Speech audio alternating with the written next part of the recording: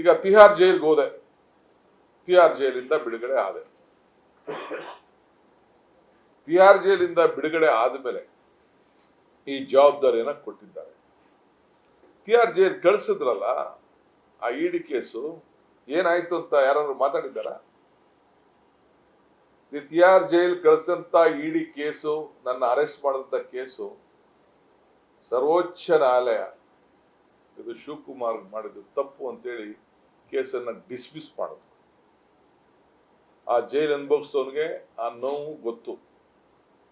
ಒಂದು ಕುರ್ಚಿನೂ ಇಲ್ಲದೆ ನನಗೆ ಜೈಲಲ್ಲಿ ಹತ್ತಡಿ ಬಾತ್ರೂಮ್ ಒಳಗಡೆನೆ ಇತ್ಕೊಂಡು ನೆಲದ ಮೇಲೆ ಮಲಿಕೊಂಡು ಅಲ್ಲಿ ಕೊಟ್ಟಂತ ಊಟನ ಸೇವೆ ಮಾಡಿಕೊಂಡು ಯಾವ ರೀತಿ ನನ್ನ ಆಲೋಚನೆ ಇತ್ತು, ಯಾವ ರೀತಿ ನನ್ನ ಚಿಂತನೆ ಇತ್ತು ಅಂತ ಹೇಳಿ ಅನುಭವಿಸೋನು ಮಾತ್ರ ಗೊತ್ತದು.